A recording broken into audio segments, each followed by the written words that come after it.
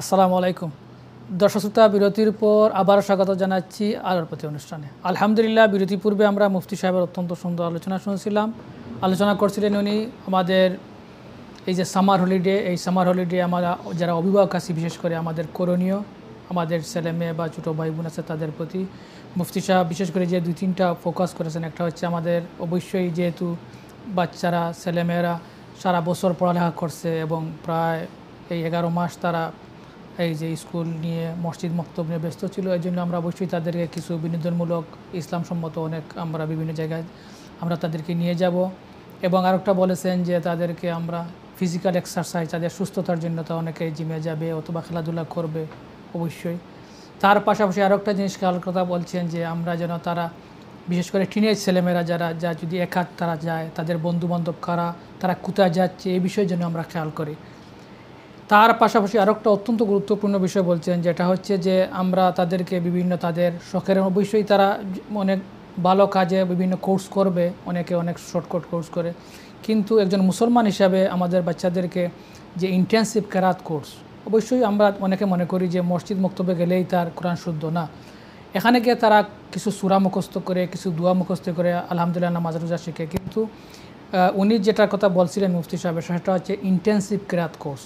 অর্থাৎ যে সমস্ত সূরা তারা মুখস্থ করেছে, পড়েছে, এগুলাকে শুদ্ধভাবে পড়া। আমরা সহজ ভাষায় যেটা বলি কারিয়ানা। এই কারিয়ানা কোর্স দারুল কিরাতের মাধ্যমে ইউকে ব্যাপী প্রায় 65 সেন্টার, প্রায় 65টা সেন্টারের মধ্যে অত্যন্ত সুন্দর সুশৃঙ্খল ডিসিপ্লিনারিভাবে আলোচনা চলে আসতেছে বিগত প্রায় 15-20 বছর থেকে এদেশে। এবং মুফতি সাহেব এ বিষয়ে আলোচনা করছিলেন এবং কোরআন শরীফ শুদ্ধভাবে পড়া যে কতটুকু গুরুত্ব, বিশেষ করে নামাজের জন্য, এ বিষয়ে আমরা মুফতি সাহেবের কাছ থেকে শুনছিলাম। আমি আর কথা না বাড়িয়ে মুফতি সাহেবের কাছে চলে যাচ্ছি। মুফতি সাহেব যদি এ বিষয়ে আর একটু আমাদের ভিউয়ার্সের উদ্দেশ্যে বলেন ইনশাআল্লাহ। ধন্যবাদ। আমরা আলোচনায় ছিলাম যে কোরআনে কারীম বিশুদ্ধভাবে তিলাওয়াতের গুরুত্ব কি, সেই বিষয়টি আমরা মুসলমান হিসেবে অনেকের কাছেই আমরা সেই বিষয়টি জানি। কমই বেশি সবারই কোরআনে কারীমের বিশুদ্ধভাবে তিলাওয়াতের গুরুত্ব সেটা আমরা জানি। কোরআনে কারীমে আল্লাহ রাব্বুল আলামিন নিজেই ঘোষণা দিয়েছেন তার হাবিব সাল্লাল্লাহু আলাইহি ওয়াসাল্লামকে উদ্দেশ্য করে, মুসলিম উম্মাহকে ওয়ারাত্তিলিল কোরআন তারতিলা, এ কোরআনে কারীমকে তিলাওয়াত করো, রাত্তিলিল কোরআন তারতিলা, তারতিলের সাথে, অর্থাৎ কোরআনে কারীমকে তার তাজবিদের সাথে, যেভাবে কোরআনে কারীমকে তাজবিদের সাথে তার যে সমস্ত হরফ, এই হরফগুলো কোরআনে কারীমের যেখান থেকে উচ্চারিত হওয়ার তার যে সিফাতগুলো রয়েছে, মদগুনন রয়েছে, এইগুলো সহকারে কোরআনে কারীমকে সুন্দর করো, তিলাওয়াত করো তারতিলের সাথে। তাই কোরআনে কারীমের সেই তারতিলের তিলাওয়াত শিক্ষা করা, বিশুদ্ধভাবে শিক্ষা করা আমাদের প্রত্যেকের দায়িত্ব। কারণ কোরআনে কারীম শুধুমাত্র তিলাওয়াত করলেই সওয়াব হয় না, কোরআনে কারীম তিলাওয়াত করলে গুনাহ হয়। কোরআনে কারীম তিলাওয়াত করলে আমাদের উপর লানতও আসে। আল্লাহু আকবার। হাদিস শরীফের মধ্যে বর্ণিত আছে, রুব্বা কারিন ইয়াকরাউল কোরআন ওয়াল কোরআনু ইয়ালআনুহুম, অনেক কোরআনের তিলাওয়াতকারী তারা কোরআনে কারীমের তিলাওয়াত করছেন, কিন্তু সেই কোরআনে কারীম তাদেরকে লানত করছে। আল্লাহ, এটা কারা? যারা কোরআনে কারীমের তিলাওয়াতের সময় সেই তিলাওয়াতের যে হক আছে, যেভাবে কোরআনে কারীমকে তিলাওয়াত করা হবে সেভাবে সে তিলাওয়াত করছে না। কোরআনে কারীম আরবি একটি ভাষা, যেভাবে আমরা উচ্চারণ করি সেভাবে নয়, সেটা আমরা যেভাবে আরবিতে কথা বলি, কোরআনে কারীম আরবি ভাষায়, তাই আরবি ভাষাভাষী মানুষ যেভাবে কথা বলে, কোরআনে কারীম সেভাবে নয়। কোরআনে কারীমের প্রনাউন্সিয়েশন, কোরআনে কারীমের উচ্চারণ ভঙ্গিমা, কোরআনে কারীমের সেই তিলাওয়াত, সেটার একটি ভিন্ন পদ্ধতি রয়েছে, যে পদ্ধতিটি স্বয়ং রব্বুল আলামিন জিবরিল আমিন আলাইহিস সালামের মাধ্যমে তার হাবিবে পাক সাল্লাল্লাহু আলাইহি ওয়াসাল্লামকে জানিয়ে দিয়েছেন। রাসূল পাক ইসলাম সেভাবেই সাহাবায়ে কেরামদেরকে শিখিয়ে দিয়েছেন এবং সাহাবায়ে কেরামগণ তাদের পরবর্তীদেরকে এভাবেই শিখিয়েছেন। সেইভাবে এই যে শিক্ষার যে ধারাটি, সেই শিক্ষার দ্বারা সেই উচ্চারণে কোরআনে কারীম তিলাওয়াত করা, সেভাবেই কোরআনে কারীমের তিলাওয়াতের হক আদায় করা, এটা যারা আদায় করবে না, এভাবে যারা সুযোগ থাকবে, সুযোগ থাকার পরও করবে না, এদের উদ্দেশ্যেই এই হাদিসটিকে প্রয়োগ করা হয়ে থাকে যে রুব্বা কারিন ইয়াকরাউল কোরআন ওয়াল কোরআন ইয়ালানুহুম, অনেক কারি যারা কোরআন করিমকে তিলাওয়াত করবে, কোরআন তাদেরকে লানত করবে। তাই এই কোরআনে করিমের দারুল কিরাত যা তাজউইদের সাথে ইন্টেন্সিভ কিরাত এবং তাজউইদ কোর্স যেটা ইউকেতে হয়েছে, এবং বিভিন্ন অন্যান্য আরও বিভিন্ন নামে কোরআনে করিমের শিক্ষা কোর্স আছে, বিভিন্নভাবে অনলাইনে অনেকে কোরআনে করিম বিশুদ্ধ তিলাওয়াত শিখছেন, যেভাবেই সুযোগ হয়। বিশেষভাবে ফিজিক্যালি এটা অত্যন্ত আমাদের জন্য একটা মহা সুযোগের বিষয় আমরা মনে করি আমাদের মুসলিম কমিউনিটির জন্য, যে আমাদের বাচ্চাদেরকে আমরা বিশুদ্ধ তিলাওয়াত সেই তাজউইদের সাথে সেই কায়দাগুলো যেগুলো অত্যন্ত গুরুত্বপূর্ণ এবং যেগুলো না হলেই না হয় এই পর্যায়ে, ইনশাআল্লাহ, আর না করলে শুদ্ধভাবে উচ্চারণ অর্থ তো ভিন্ন হয়ে যায়, অর্থ ভিন্ন হয়ে যায়, পার্থক্য হয়ে যায়, অনেক সময় অপোজিট অর্থ হয়ে যায়। জি জি। মুফতি সাহেব, আপনি দারুল কিরাতের কথা বলছিলেন, আমি যদি একটু জিজ্ঞাসা করি, আমাদের অনেক ভাই বোন বিভিন্ন টাউন থেকে দেখতেছেন, আমাদের আপনি যেটা বলছিলেন বিশেষ করে দারুল কিরাতের কথা, আপনাদের এই যে 3 সপ্তাহ বা কোথাও 4 সপ্তাহের কোর্স আছে, আমাদের বড় বড় কোন টাউনে আছে বা উল্লেখযোগ্যভাবে কোথায়, বিশেষ করে নর্থের দিক কোথায় আছে বা মিডল্যান্ডে কোথায় কোথায় আছে, একটু যদি উল্লেখ এই বিষয়টি অত্যন্ত একটা ব্যাপক বিষয়। আমরা সংক্ষেপে বলতে পারি যে যে সমস্ত বড় শহরগুলো রয়েছে এবং প্রায় সবগুলোতে গিয়ে এক বা একের অধিক সেন্টার রয়েছে। যেমন এই দিক থেকে আমরা যদি সেই উত্তর দিকে চলে যাই, নর্থের দিকে চলে যাই, নিউক্যাসল, ব্রাডফোর্ড, খিতলি, ওল্ডহাম, ম্যানচেস্টার, তারপর মিডল্যান্ডসে যদি আমরা আসি তাহলে হচ্ছে মিডল্যান্ডসের বার্মিংহাম, লজেলস, অলসল, কোভেন্ট্রি, লেস্টার, এদিক থেকে আমরা যদি আসিতে বেডফোর্ড, নর্থাম্পটন, এইগুলো মিলিয়ে, তারপর লুটন, তারপর অক্সফোর্ড, সাফক, এই যে ইপসউইচ, তারপর আমরা যদি চলে যাই ওয়েলসে তাইলে কার্ডিফে, ওয়েলসে সেখানেও রয়েছে আলহামদুলিল্লাহ, বড় বড় প্রায় শহরে আছে। তাই যাদের জন্য এগুলোতে সুযোগ রয়েছে, কিভাবে যোগাযোগ করবেন? যে টাউনে আছে উনি যদি লোকাল মসজিদে যোগাযোগ করেন যে দারুল কিরাতের সেন্টার আছে কিনা, তখন জানতে পারবেন ওই বিষয়টি তারা এভাবে জানারও সুযোগ রয়েছে। দ্বিতীয়ত, যদি কেউ আগ্রহী হয়ে থাকেন তাহলে দারুল হাদিস লতিফিয়া লন্ডন, দারুল হাদিস লতিফিয়া ওল্ডহাম, তারপর কমপ্লেক্স বার্মিংহাম, এইগুলোতে যদি যোগাযোগ করেন তাহলে স্পেসিফিকলি সেটা জানার সুযোগ রয়েছে ইনশাআল্লাহ। বিশেষভাবে দারুল হাদিস লতিফিয়া, এবং কেননা দারুল হাদিস লতিফিয়া সেটা হচ্ছে সেন্ট্রাল ব্রাঞ্চ হিসেবে কাজ করে, এবং এখান থেকেই সমগ্র দেশব্যাপী সেই কোর্সের দায়িত্বকে সম্পন্ন করা হয়ে থাকে। তাই এখানে যোগাযোগ করলে ইনশাআল্লাহ আপনারা ইনফরমেশন পেতে পারেন। মূল কথা হচ্ছে যে কোরআনে করিম যদি আমাদের বাচ্চাদেরকে আমরা শুদ্ধভাবে কোরআনে করিমের শিক্ষা গ্রহণ করি, কোরআন করিমের সাথে তার সম্পর্ক হবে। কোরআন যখন সে শুদ্ধভাবে তিলাওয়াত করবে, তখন সে যদি আরবি ভাষা জানে তাইলে সে কোরআনে করিমকে বোঝার চেষ্টা করবে, তার মধ্যে উৎসাহ আসবে। এটা তো আপনার কোরআন শরীফ পড়বে শুদ্ধ হবে তাজবিদ সহকারে, এবং এটা একটা ইন্টেন্সিভ কোর্স, এবং তার পাশাপাশি তো আমরা অনেক মাসাইল, বিশেষ করে যারা ইয়াং ছেলেমেয়ে তারা নামাজের মাসলা অনেক গুরুত্বপূর্ণ অনেক কিছু শিখতে পারে। ছোটদের জন্য তো এই কোর্সের সাথে নবী রাসূলের বিভিন্ন ঘটনা শিখবে, অনেক বেসিক ইসলামিক স্টাডিজ শেখা হয়ে যাবে। তার সাথে সাথে তার প্যারেন্টসের সাথে যে মৌলিক বিষয়টি আমাদের সমাজে অনেকটি ডেঞ্জারের দিকে চলে যাচ্ছে, সেটা হচ্ছে সন্তানের সাথে মা বাবার যে গভীর সম্পর্ক এবং তাদের সাথে যে আদব, বা বড়দের সাথে, উস্তাদের সাথে, বা বড় যারা আছে সমাজে রেসপেক্ট যেটা চলে যাচ্ছে, এটাতে কমতি হচ্ছে। এর কারণে আমরা প্রায় আলোচনায় অনেক জ্ঞানীদের আলোচনা যেগুলোতে শুনি যে নৈতিক অবক্ষয়। তাই এগুলোর থেকে আমরা উত্তরণ পেতে হলে আমাদেরকে এভাবে আমরা ইসলামে আমাদেরকে যে নৈতিকতা শিক্ষা দিয়েছে সেগুলোর দিকে আমরা এগিয়ে আসতে হবে, এবং আমরা বাচ্চাদেরকে। মুফতি সাহেব, একটা কথা আপনি আগে উল্লেখ করেছেন যে আমরা অনেকে মনে করতে পারি যে বাচ্চারা সারা বছর পড়লো, এখন আবার হুজুর পড়ার কথা বলছেন, কিন্তু একটা বিষয় আপনি উল্লেখ করেছেন যে সপ্তাহ 7 দিন না, অনেক মসজিদে 4 দিন বা 5 দিন নাম্বার 1। নাম্বার 2 হচ্ছে সারাদিন না, কোথাও 10টা থেকে 1টা, কোথাও আবার 2টা থেকে 6টা, কোথাও আবার 11টা থেকে 1টা। তখন সারাদিন না, আপনার এই যে লম্বা সামারের দিন 8:30 9টা মাগরিব হচ্ছে, মাত্র 2 বা 3 ঘন্টা সারা পড়বে। পরে বিকালে সে সারাদিন সে পার্কে যেতে পারবে, আত্মীয়স্বজনের বাড়িতে যেতে পারবে, ফুটবল খেলতে পারবে, জিমে যেতে পারবে। এবং তার একটা সম্পর্ক, ওই যে দীর্ঘ সময়ে তার লেখাপড়ার সাথে যে একটা সম্পর্ক ছিল, অত প্রেশার না যে স্কুলে যাবে 9টা থেকে 3টা, এত লম্বা টাইম না, মাত্র 2 ঘন্টা বা 3 ঘন্টা সে পড়বে, বাকি সময় সে এনজয় করবে, হলিডে। এবং এখানে আরেকটি বিষয় হচ্ছে যেটা তারা, আমরা তো ওই এর সাথে আপনিও ইনভলভ আছেন, আমরাও ইনভলভ আছি, আমরা দেখি যে ছেলেমেয়েরা আসলে তারা এনজয় করে, আলহামদুলিল্লাহ। কারণ এক স্থানে বসা নয়, তারপর এক টিচার নয়। বাসায় বসতে বসে ছাত্ররা বোরিং হয়ে যায়, বাচ্চারা অনেক বোরিং হয়ে যায়। তো সে ঘুম থেকে উঠলো, নাস্তা করলো, উজুটো করলো, প্যারেন্টসের সাথে চলে আসলো, 2-3 ঘন্টা সে সেখানে নতুন ফ্রেন্ড পাইলো, অনেক এনজয় করে বাচ্চারা। এবং আমরা যে জাস্ট একাধারে শুধু কোরআন শরীফ পড়া না, প্রথমে মস্ক করলো, সবক পড়লো, তাজবিদ পড়লো, এবং ইয়াং টিচাররা পড়াচ্ছেন, তারা অনেক এনজয় করে।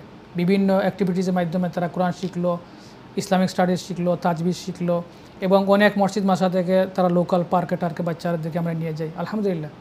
জি। তারপর এই বিষয়টিতে আমরা যারা অভিভাবকরা, তারাও এই কাজে বাচ্চাদেরকে সংযুক্ত করার কারণে তারাও অত্যন্ত গুরুত্বপূর্ণ পুরস্কারের অধিকারী হবে, আলহামদুলিল্লাহ।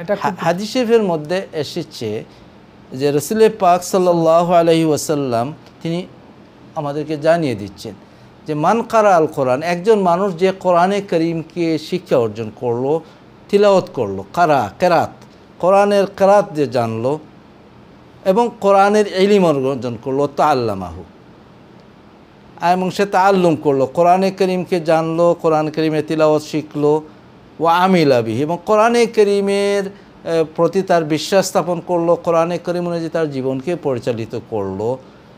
এই যে ব্যক্তি এমন হলো, তাকে আল্লাহ রাব্বুল আলামিন কিয়ামতের দিন উলবিসা ইয়াউমুল কিয়ামা, কিয়ামতের দিন তাকে পরিধান করানো হবে একটি মুকুট, যে মুকুটের আলো দুনিয়ায় সূর্যের আলোর মতো, মিসলাদ 2 শামস, এবং তার মা বাবাকে ইউকসা, কোরআনে হাদিস শরীফে এসেছে তার মা বাবাকে আল্লাহ রাব্বুল আলামিন 2টি চাদর প্রদান করবেন, 2টি গার্মেন্ট পরিধান করবেন, যেগুলোর মূল্য, অর্থাৎ যেগুলোর মর্যাদা দুনিয়ার সমস্ত সম্পদকে যদি একত্রিত করা হয়, দুনিয়ার যত ভ্যালুয়েবল থিং আছে সবগুলিকে একত্রিত করার পরও সেটার সমপর্যায়ে পৌঁছবে না। তখন তাদেরকে যখন এই 2টি অনার দেওয়া হবে, দুজনকে অনার করা হবে, তখন তারা বলবেন, ইয়া আল্লাহ রাব্বুল আলামিন, আমাদেরকে এই অনার ড্রেসটা পরানো হলো, আমরা তো সেটা কী জন্য, কোথা থেকে আসলো? তখন ফেরেশতাদের পক্ষ থেকে ইউকাল, তাকে বলা হবে তাদেরকে যে তোমাদের সন্তানগণ কোরআনে করিম তারা তিলাওয়াত করেছে, কোরআনে করিম শিক্ষা গ্রহণ করেছে, সেই জন্য তোমরা তাদেরকে সহযোগিতা করেছো, তার বদৌলতে আল্লাহ রাব্বুল আলামিন তোমাদেরকে এই মর্যাদা দিয়েছে, এই পুরস্কার দিয়েছে।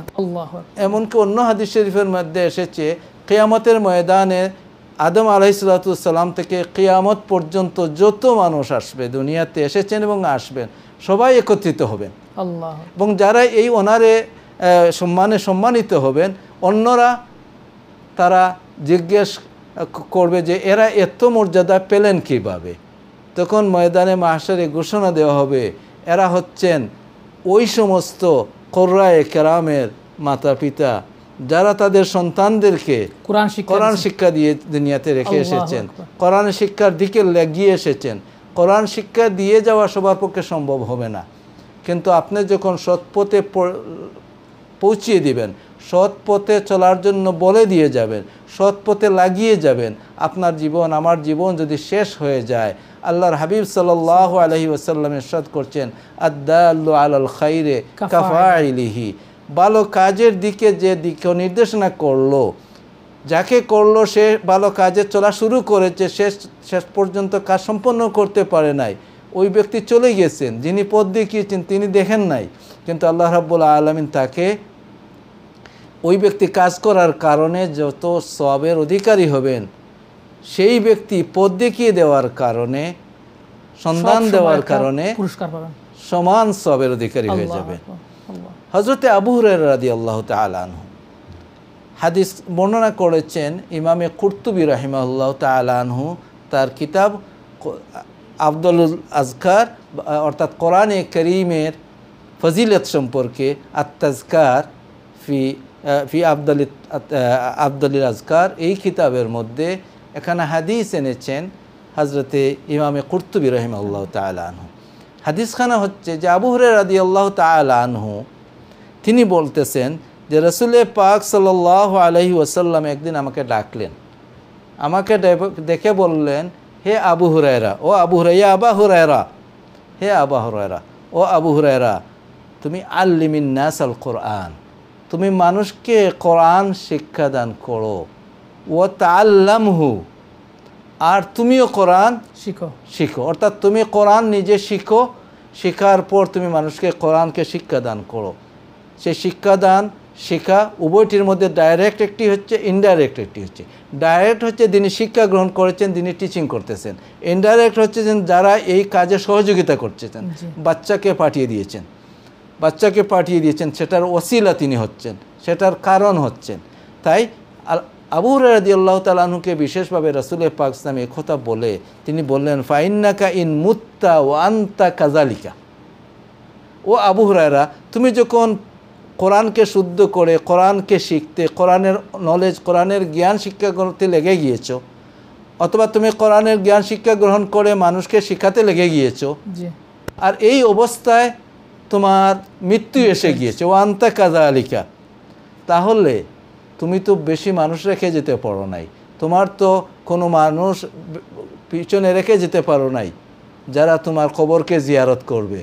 আর রাসূল সাল্লাল্লাহু আলাইহি ওয়াসাল্লাম বলতেছেন, জারাতিল মালাইকাতু কবরাকা, ও আবু হুরায়রা, তোমার কবরকে জিয়ারত ফেরেশতারা করবে। সুবহানাল্লাহ, সুবহানাল্লাহ। কামা ইউজারুল বাইতুল আতিক, যেভাবে আল্লাহর ঘরকে ফেরেশতারা তওয়াফ করে। প্রতিদিন ৭০,০০০ ফেরেশতা সকালবেলা আসেন, তারা নবী করিম সাল্লাল্লাহু আলাইহি ওয়াসাল্লামের রওজা আতহারে জিয়ারত করেন, রাসূল পাক সাল্লাল্লাহু আলাইহি ওয়াসাল্লামকে সালাম প্রদান করেন, তারা কাবা মুশাররফা জিয়ারত করেন, চলে যান। বিকেলে আরও ৭০,০০০ ফেরেশতা আসেন যারা আল্লাহ রাসূল সাল্লাল্লাহু আলাইহি ওয়াসাল্লামের জিয়ারত করেন এবং তারা কাবার তওয়াফ করেন, তারা বিকেলে চলে যান আবার পরদিন। এভাবে কিয়ামত পর্যন্ত ৭০,০০০ মর্নিংয়ে, ৭০,০০০ ইভিনিংয়ে বিশেষ ফেরেশতা যারা কাবার জিয়ারতে আসছেন, যারা রাসূল সাল্লাল্লাহু আলাইহি ওয়াসাল্লামের জিয়ারতে আসছেন, রাসূল সাল্লাল্লাহু আলাইহি ওয়াসাল্লামকে সালাত ও সালাম জানাচ্ছেন, যারা একবার এসেছেন কিয়ামত পর্যন্ত এরা আরেকবার আসার সুযোগ হবে না। কত ফেরেশতা আল্লাহ রাব্বুল আলামিন রেখেছেন। তো রাসূল পাক সাল্লাল্লাহু আলাইহি ওয়াসাল্লামের এই হাদিস শরীফে আবু হুরায়রা রাদিয়াল্লাহু তাআলা আনহুকে উদ্দেশ্য করে বলা এই হাদিসে, যেটি ইমামে কুরতুবী রাহিমাহুল্লাহু তাআলা তাজকার কিতাবের মধ্যে এনেছেন, যে তুমি যদি কোরআন শিক্ষায় লেগে যাও, কোরআনের শিক্ষা নিজে শিক্ষা করো অথবা মানুষকে শিক্ষা দাও, আর তোমার জীবন চলে যায়, তোমাকে চিন্তা করতে হবে না, তোমার কবর যে স্থানেই হয়ে থাকুক, কোনো মানুষ যাওয়ার সুযোগ হোক অথবা তোমার ছেলে সন্তান, তোমার আত্মীয় স্বজন সবাই তোমাকে ভুলে যাক, কিন্তু তুমি আমার কোরআনকে তিলাওয়াত করার কারণে, আমার কোরআনকে শিক্ষা করার কারণে, আমার কোরআনকে শিক্ষা দেওয়ার কারণে আমার পক্ষ থেকে যেভাবে ফেরেশতারা কাবাকে জিয়ারত করেন, তোমার কবরকে তারা জিয়ারত করবে। সুবহানাল্লাহি ওয়া বিহামদিহি সুবহানাল্লাহিল আযীম। কত বড় সুযোগ আমাদের জন্য, আমাদের পরকালের সামান হিসেবে। তাই কোরআনে কারীম এই যে সুযোগ আমাদের বিশেষভাবে, যেটা আমাদের সবার জন্য দরকার, কোরআনে কারীম বুঝা, কোরআনে কারীমের বিশেষ জ্ঞান, তাফসীরের জ্ঞান অর্জন করা, সেটা সবার জন্য জরুরি নয়, সবার জন্য জানা জরুরি নয়। সেটা আমার কথা নয়, সেটা আল্লাহ রাব্বুল আলামিন কোরআনে কারীমে ইরশাদ করছেন, ফালাউলা নাফারা মিন কুল্লি ফিরকাতিন তাইফাতুল লিয়াতাফাক্কাহু ফিদ্দীনি ওয়াল ইউনজিরু কওমাহুম ইযা রাজাউ ইলাইহিম লাআল্লাহুম ইয়াহজারুন।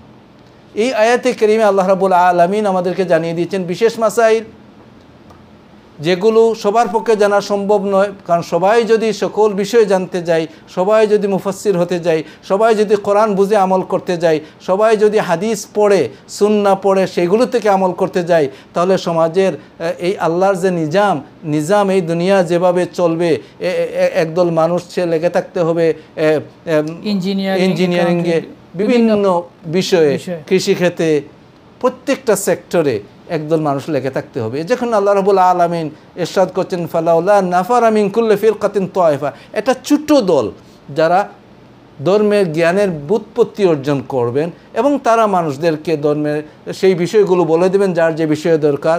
একজন জিজ্ঞেস করলেন, হুজুর আমার নামাজে এই ভুল করেছে, সেটা হয়েছে কি, শুদ্ধ কি? তিনি বলেছিলেন।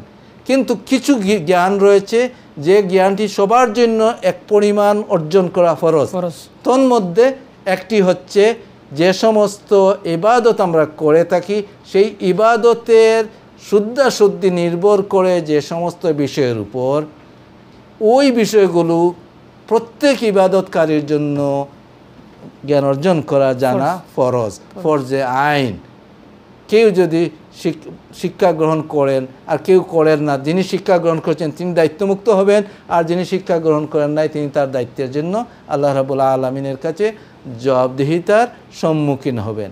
তাই সুপ্রিয় দর্শক, সুপ্রিয় অভিভাবকবৃন্দ, আমরা এই সামার হলিডেতে আমরা যেন আমাদের বাচ্চাদেরকে যেভাবে কোরআনে কারীমের জ্ঞান অর্জনের দিকে উৎসাহিত করি, তাদের পরবর্তী জীবন, পরকালীন জীবন, এই ইহজীবনে তাদের পরবর্তী লাইফ কোরআনের সাথে তারা সম্পর্কিত হবে। দ্বিতীয় বিষয়টি, তাদের শারীরিক দিকটি আমরা খেয়াল রাখব। তৃতীয় বিষয়টি হচ্ছে আমরা তাদেরকে খেয়াল রাখব, তাদেরকে আমাদের আত্মীয় যারা, আমাদের বন্ধুবান্ধব যারা, আমরা সুযোগের সময়ে তাদেরকে আমরা বলে দেব। কেন? কারণ হাদিসে বন্ধুবান্ধবের কথা বললাম, হয়তো অনেকের কাছে আসবে যে আমার বাচ্চা আমার বন্ধুকে জানবে কেন? রাসূল পাক সাল্লাল্লাহু আলাইহি ওয়াসাল্লামকে সাহাবায়ে কেরাম জিজ্ঞেস করেছেন, ইয়া রাসূলুল্লাহ, ইয়া হাবিবাল্লাহ, আমার বাবা মারা গিয়েছেন, আমার মা মারা গিয়েছেন, এখন আল্লাহ রাব্বুল আলামিন আমার জন্য বেহেশত বানিয়েছেন মা বাবার খিদমতকে, হুমা জান্নাতুকা ওয়া নারুকা। হাদিস শরীফের মধ্যে এসেছে তোমার প্যারেন্টস বা তোমার মা বাবা হচ্ছে তোমার জন্য, সন্তানের মা বাবা হচ্ছে সন্তানের জন্য জান্নাত, সন্তানের জন্য জাহান্নাম। কিলা জাহান্নাম হবে যদি সন্তানরা মা বাবার হককে আদায় না করে থাকে, মা বাবার সাথে অসৎ আচরণ করে আর ভালো আচরণ করে, তাহলে তারা জান্নাতি হবে, তাদের জান্নাতের পথ সুগম হবে। তো অনেক সাহাবায়ে কেরাম তাদের মা বাবাকে পান নাই, তাদের মা বাবা ছোটোকালে ইন্তেকাল করেছেন, অনেকের মা বাবা পেয়েছেন কিন্তু ওই সমস্ত হুকুম কোরআনে আসার আগে চলে গিয়েছেন। সাহাবায়ে কেরাম আরজ করলেন, ইয়া রাসূলুল্লাহ, হাবিবাল্লাহ, আমাদের মা নেই, আমার বাবা নেই, আমার মা বাবার সাথে এই সুসম্পর্ক, সুন্দর সম্পর্ক আমি তাদের মরার পরেও কি সেটা রাখতে হবে? রাসূল পাক সাল্লাল্লাহু আলাইহি সাল্লাম বললেন, হ্যাঁ, মরার পরেও তাদের সাথে সুসম্পর্ক রাখতে হবে। সেটার ধরন কি হবে?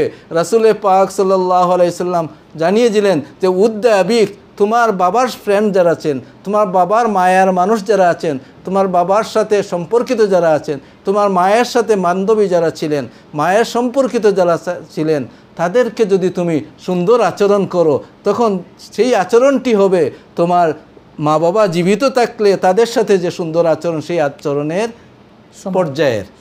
তাই যদি আপনার সাথে সম্পর্কিত কোন মানুষটি, আপনার ফ্রেন্ড কোন মানুষটি, সেটা আপনার সন্তানকে না জানান, তাহলে সে তাকে সম্মান দেখাবে, এই সম্মান তো সে দেখাবে না অপরিচিত একজনকে, পরিচিত না হয়। তাই যেভাবে আত্মীয়তাকে সম্পর্ক রক্ষা করতে বলবেন, একগড়ি করার চিন্তা করবেন না, সেটা কোরআনের বা ইসলামের দিনের বিরোধী, সুন্নাহ বিরোধী। আমরা যেন আমাদের সন্তানদেরকে আমাদের ফ্যামিলি সম্পর্কে, শুধুমাত্র ফ্যামিলি বলতে আমরা এটার জন্য না নেই যে আমার মায়ের ফ্যামিলি অথবা আমার বাবার ফ্যামিলি, আমার ফ্যামিলি অর্থাৎ দুজন, একজন স্পাউস যারা দুইজন মিলেই হয়েছেন জওজ বলা হয়, স্বামী স্ত্রী উভয়, অর্থাৎ উভয়ের সম্পর্কিত আত্মীয় স্বজন যারা, আমরা যেন সেটার সম্যক ধারণা তাদেরকে দেই এবং পরিচিত করে রাখি। জাযাকাল্লাহ মুফতি সাহেব, আমরা যদি আসলে সময় একদম শেষ পর্যায়ে আমরা ভিউয়ার্সের উদ্দেশ্যে কি বলবো এক কথা ইনশাআল্লাহ? সবশেষ কথায় আমরা এটাই বলবো যে আল্লাহ রাব্বুল আলামিনের কাছে আমরা সবাই যেন সাহায্য চাই এবং এই হলিডে সময়ে আমরা আমাদের সন্তানদেরকে যেন কোরআনে কারীম যারা বিশুদ্ধভাবে শিক্ষা করার সুযোগ আছে আমরা তাদেরকে সেখানে ব্যবস্থা করি এবং অন্যান্য যে বিষয়গুলো আছে, এবং বিশেষভাবে একটা বিষয়ে সতর্ক থাকি, যে বিষয়টি ইতিপূর্বে আলোচিত হয়েছে যে এই সময়ে আমাদের বাচ্চারা বিশেষভাবে যারা টিনেজ বয়সে, তাদেরকে আমরা বিশেষ নজরদারি রাখব এই অর্থে, কারণ রাসূল সাল্লাল্লাহু আলাইহি ওয়াসাল্লাম ইরশাদ করেছেন আন্নাসু আলা দীনে খালিলিহি, তোমাদের মানুষ গড়ে উঠে, মানুষের উপর প্রভাব পড়ে তার ফ্রেন্ডের, তার সম্পর্ক, বন্ধু বান্ধবের। তাই তুমি দেখো আম্মা ইউখালিলু, কার সাথে তোমার সম্পর্ক, তোমার ছেলের সম্পর্ক, এই বিষয়টি যেন আমরা নজরে রাখি এবং আল্লাহ রাব্বুল আলামিনের সাহায্য সর্বোপরি আমরা চাই। কারণ আমাদের সন্তানরাই আমাদের ভবিষ্যৎ, শুধু আমাদের ভবিষ্যৎ নয়, এরা হচ্ছে এই সমাজের ভবিষ্যৎ, এটা হচ্ছে ইনসানিয়তের ভবিষ্যৎ। আল্লাহ রাব্বুল আলামিন আমাদেরকে তৌফিক এনায়েত করুন এবং ভালো কাজ করার জন্য আমরা যেন উদ্বুদ্ধ হই। জাযাকাল্লাহ খায়র। মুফতি সাহেব অত্যন্ত সুন্দর গুরুত্বপূর্ণ আলোচনা করছেন, আমরা শুনলাম, অনেক ধন্যবাদ। জাযাকাল্লাহ খায়র। দর্শক শ্রোতা, আমরা মুফতি সাহেবের কাছ থেকে এই হলিডের বিষয়ে আমরা অভিভাবক হিসেবে কী করণীয় বিষয়ে শুনলাম। আল্লাহ রাব্বুল আলামিন যেন আমাদেরকে এই ভালো কাজগুলো করার তৌফিক দান করেন, বিশেষ করে আমাদের ছেলেমেয়েদেরকে যেন দিনের পথে রাখেন এবং তাদেরকে যেন আমরা লুক আফটার করতে পারি এবং তাদেরকে যেন আমরা দিনের পরবর্তী নেশনের জন্য হেদায়া হিসাবে এবং পথ প্রদর্শক হিসাবে রেখে যেতে পারি এবং আমরা যখন দুনিয়াতে থাকবো না তারা যেন আমাদের জন্য দোয়া করে, দোয়ার কাবিল হিসাবে আমরা যেন তাদের যোগ্য হিসাবে যেন আমরা তৈরি করতে পারি, এই আশা এবং এই দোয়া রেখে আমাদের পরবর্তী প্রোগ্রাম দেখার আহ্বান জানিয়ে আজকের মতো এখানেই শেষ করছি। ধন্যবাদ সবাইকে। আসসালামু আলাইকুম ওয়া রাহমাতুল্লাহি ওয়া বারাকাতুহু।